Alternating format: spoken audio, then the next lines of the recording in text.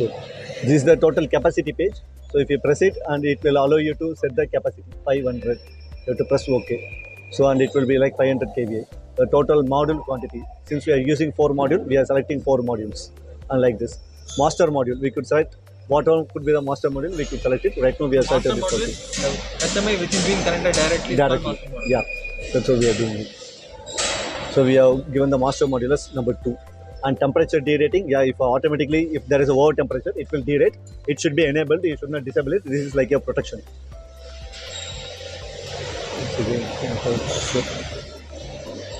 Give me an ETA. Yeah. 8765.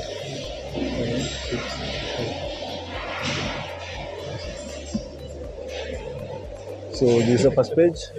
Next page, it is having the temperature derating and altitude derating. That is 100%. We are not going to derate in altitude. Next is the parameter settings for this compensation.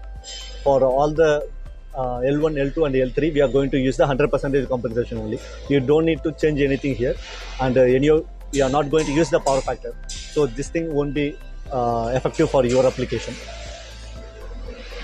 Next page is for load. If you are using for load balancing, then these things will be coming into picture. And here we are not going to use the load balancing also. So these are the 4 pages in the system settings. For active harmonic compensation, the first page we have to set it properly with that CT position and the CT rating.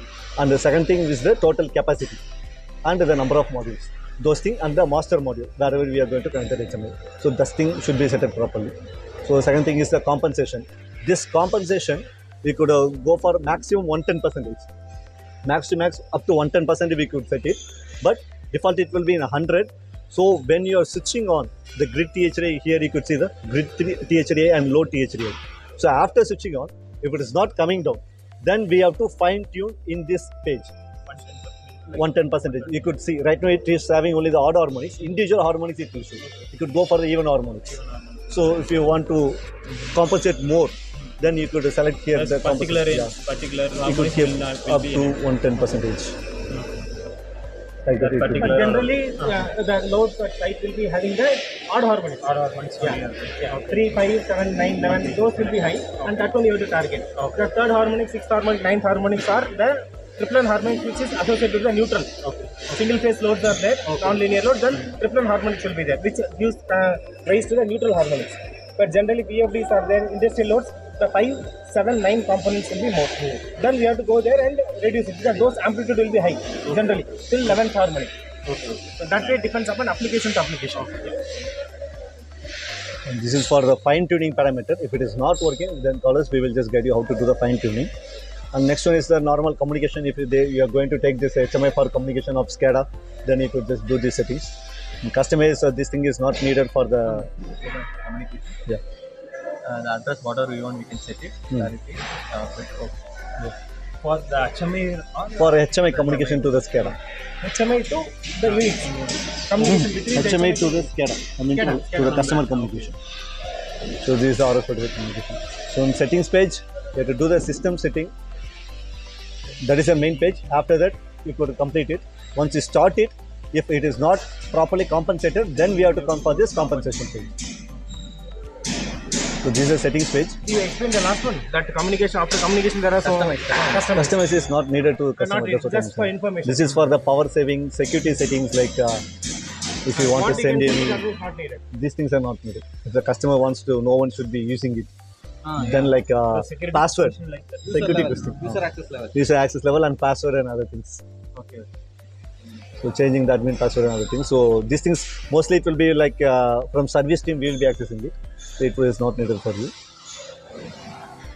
This is settings page and measurement page. As you said, you could see it. If there is a fault, you could give this fault reset, and it will say, "Are you sure to perform this operation?" You have to just press yes. And if there is a fault, it will be resetting it. And once again, if there is an alarm warning, it will be showing here. You could see the current alarms here. So earlier, if there is a phase sequence, then it will be showing as phase error. 1, 2, 3, 4, like because that. Currently there is no alarm, so it is showing active alarm 0. But earlier we had alarms. So historical alarm will come. So these errors were there earlier. Active alarm? Yeah, historical alarm is what these alarms were there at this time with the timestamp. Okay, so the phase error was there, monitor error was there, so we resetted it. So that's what that, if you go there, This phase error is for phase angle. I mean Phase the phase sequence. sequence of the input phase sequence is not RVB. If it is ulta or something, then this phase error will be triggered. So at the time, if you even reset it, it won't reset until and unless the fault is cleared physically. yes. So Until earlier we unless the had fault that is problem. cleared, Present, then it won't it won't Yes, reset. because we had that problem, so we changed the phase sequence here, then it automatically got reset. Then only it was accepting the alarm was going off. This is the event log page where you could see what is the active alarm. Accordingly, we have to diagnose it, and after that, we have to do the fault reset here. So after it will reset, and it will come as in which mode it is, stop mode or run mode. It is now in stop mode. It is in stop mode. If there is a warning, it will be showing it as warning. So since there are 4 units connected, it is showing us 4. If you And have that's the configured date it and to the timestamp there. And this is a level 2 access now. We are working on level 2 access. for commissioning. Yeah. And if you press this one, then it will start on. Yeah. Even when the model got on and off, those information That will be in the event log. no. In operations. In operation. The operations you can see that because till now we are not switched on because the power cable we are not given the sufficient cable. The reset time. Yeah, reset. Yeah, all the operations whatever has been done to the unit that it is showing there. The moment we switch it on, it will also record it. It was on. 1 minute, go back. The download option when we connect a USB. For example, if DC data. So those things can be downloaded to that. Insert USB and you can download transfer it. it to Yes. download. How many data per month or how it is actually? Mostly, I think it will be 500. 500 Data. 500 events. Yeah, 500 events. What is this? This is the timing and the date. Only date and time only. Yeah. Date and time, that is the standard. That's Change the patience. And here it will be showing this system model and the software version. Nothing else will be here. If you want to select Individual unit also can individual unit, also you could see the software version and the model.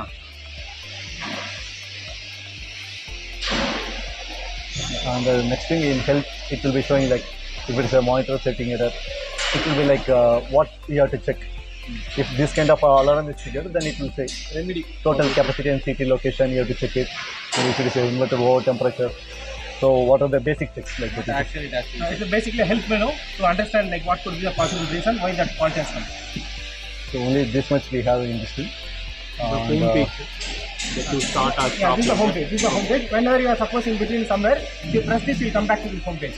This is the main screen which shows you the performance of the unit. What is the grid, what is that load, and what is the different harmonic parameters. Voltage, THD, U, I, grid, current now, and other parameters. This is a grid voltage, this is a THDi voltage harmonics, this is a grid current, Low and current. this is a load harmonics, grid harmonics, THDi, and grid power factor. And then the current consumption of this feed is guaranteed in the measurement. Current consumption of this feed.